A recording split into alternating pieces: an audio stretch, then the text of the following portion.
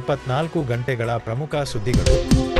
ಆಂಧ್ರಪ್ರದೇಶ ಸರ್ಕಾರ ಮತ್ತು ಎಥೆಸೆಡ್ ರಾಷ್ಟ್ರೀಯ ಭೂಭೌತಿಕ ಸಂಶೋಧನಾ ಸಂಸ್ಥೆ ₹140 ಕೋಟಿ ಮೌಲ್ಯದ ಒಪ್ಪಂದಕ್ಕೆ ಸಹಿ ಹಾಕಿದ್ದು, ಕಡಪ ಜಲಾನಯನ ಪ್ರದೇಶದಲ್ಲಿ ಲಿಥಿಯಂ ಮತ್ತು ಅನ್ವೇಷಣೆ ನಡೆಸಲು ಮುಂದಾಗಿವೆ. ಬ್ಯಾಟರಿಗಳು ಮತ್ತು ಸೆಮಿಕಂಡಕ್ಟರ್ಗಳ ಉತ್ಪಾದನೆಗೆ ಅಗತ್ಯವಿರುವ ನಿರ್ಣಾಯಕ ಖನಿಜಗಳನ್ನು ಪತ್ತೆಹಚ್ಚುವುದು ಇದರ ಉದ್ದೇಶವಾಗಿದ್ದು, ಭಾರತದ ನಿರ್ಣಾಯಕ ಖನಿಜಗಳ ಮಿಷನ್ ಅಡಿಯಲ್ಲಿ ಈ ಯೋಜನೆ ಕೈಗೊಳ್ಳಲಾಗುತ್ತಿದೆ.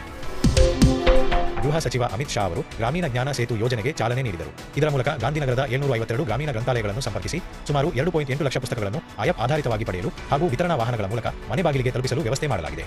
ಡಿಜಿಟಲ್ ಇಂಡಿಯಾ ಅಡಿಯಲ್ಲಿ ಗ್ರಾಮೀಣ ಪ್ರದೇಶಗಳಲ್ಲಿ ಓದು ಮತ್ತು ಸಾಕ್ಷರತೆಯ ಅವಕಾಶಗಳನ್ನು ವಿಸ್ತರಿಸುವಲ್ಲಿ ಇದು ಮಹತ್ವದ ಹೆಜ್ಜೆಯಾಗಿದೆ. ರಷ್ಯಾ ಉಕ್ರೇನ್ನ ನಿಯಂತ್ರಣದಲ್ಲಿಲ್ಲದ ಪ್ರದೇಶಗಳಲ್ಲಿ ಕಳೆದುಕೊಂಡ ಆಸ್ತಿಗಳಿಗೆ ಸಂಬಂಧಿಸಿದ ವೆಸ್ಟ್ಜಾರ್ಡ್ ಬ್ಯಾಂಕ್ ಹೂಡಿಕೆ ವಿವಾದದಲ್ಲಿ ಭಾರತದ ಮಾಜಿ ಮುಖ್ಯ ನ್ಯಾಯಮೂರ್ತಿ ಡಿ.ವೈ. ಚಂದ್ರಚೂಡ್ ಅವರನ್ನು ಮಧ್ಯಸ್ಥರಾಗಿ ನೇಮಿಸಿದೆ. ಇದು ಅಂತಾರಾಷ್ಟ್ರೀಯ ಮಧ್ಯಸ್ಥಿಕೆ ಕ್ಷೇತ್ರದಲ್ಲಿ ಭಾರತದ ಹೆಚ್ಚುತ್ತಿರುವ ಪಾತ್ರಕ್ಕೆ ದೊರೆತ ಮಹತ್ವದ ಮಾನ್ಯತೆಯಾಗಿದೆ.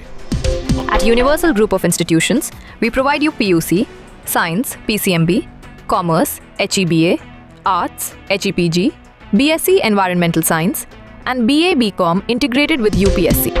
ಕರ್ನಾಟಕ ಸರ್ಕಾರವು ತಥ್ಯಕೋಶ್ ಎಂಬ ಮುಕ್ತ ಡಿಜಿಟಲ್ ಸಾರ್ವಜನಿಕ ಸೌಲಭ್ಯವನ್ನು ಪ್ರಾರಂಭಿಸಿದೆ. ಇದು 458 ದತ್ತಾಂಶ ಭಂಡಾರಗಳಿಂದ 15 ಲಕ್ಷ ದತ್ತಾಂಶ ಸಮೂಹಗಳನ್ನು ಒಂದೇ ವೇದಿಕೆಯಲ್ಲಿ ಒಗ್ಗೂಡಿಸುತ್ತದೆ.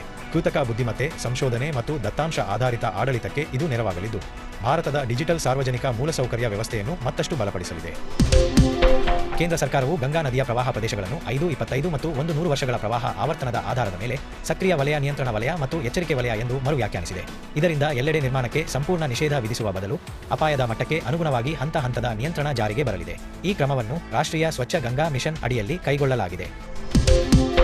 ಉಕ್ರೇನ್ನ ದಾಳಿಗಳಿಂದ ರಷ್ಯಾದ ತೈಲ ಸಂಸ್ಕರಣಾ ಘಟಕಗಳ ಕಾರ್ಯಾಚರಣೆಗೆ ಅಡ್ಡಿಯುಂಟಾದ ಹಿನ್ನೆಲೆಯಲ್ಲಿ ರಷ್ಯಾ ಮೊದಲ ಬಾರಿಗೆ ಭಾರತದಿಂದ ಪೆಟ್ರೋಲ್ ಆಮದು ಮಾಡಿಕೊಂಡಿದೆ.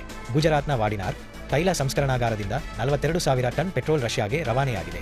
ಜಾಗತಿಕ ಇಂಧನ ವ್ಯಾಪಾರದಲ್ಲಿ ಇದು ಗಮನಾರ್ಹ ಭೌಗೋಳಿಕ ರಾಜಕೀಯ ಬದಲಾವಣೆಯಾಗಿದೆ.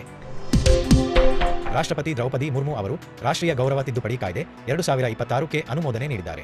ಇದರ ಮೂಲಕ ಸೆಕ್ಷನ್ 3ರ ಅಡಿಯಲ್ಲಿ ವಂದೇ ಮಾತರಂ ಗೀತೆಗೆ ಕಾನೂನುಬದ್ಧ ರಕ್ಷಣೆ ವಿಸ್ತರಿಸಲಾಗಿದೆ. ಇದರಿಂದ ಭಾರತದ ರಾಷ್ಟ್ರೀಯ ಗೀತೆ ಜನಗಣಮನಕ್ಕೆ ಇರುವ ಕಾನೂನು ರಕ್ಷಣೆಗೆ ಸಮಾನವಾದ ಕಾನೂನು ಮಾನ್ಯತೆ ವಂದೇ ಮಾತರಂಗೂ ದೊರೆತಿದೆ. ಲಡಾಖ್ನಲ್ಲಿ ಮೊದಲ ಬಾರಿಗೆ ಕಪ್ಪು ಕುತ್ತಿಗೆಯ ಕೊಕ್ಕರೆ ಉತ್ಸವ ಆಯೋಜಿಸಲಾಯಿತು. ಈ ಉತ್ಸವವು ಚಾಂಗ್ತಾಂಗ್ ಪ್ರದೇಶದ ಮಹತ್ವವನ್ನು ಆಚರಿಸುತ್ತದೆ.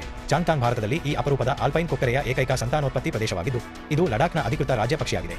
ಈ ಪಕ್ಷಿಗೆ ವನ್ಯಜೀವಿ ಸಂರಕ್ಷಣಾ ಕಾಯ್ದೆ 1972 ಅಡಿಯಲ್ಲಿ ರಕ್ಷಣೆ ನೀಡಲಾಗಿದೆ. ಇನ್ನಷ್ಟು ಉಪಯುಕ್ತ ವಿಡಿಯೋಗಳಿಗಾಗಿ ನಮ್ಮ ಚಾನೆಲ್ಗೆ ಸಬ್ಸ್ಕ್ರೈಬ್ ಮಾಡಿ.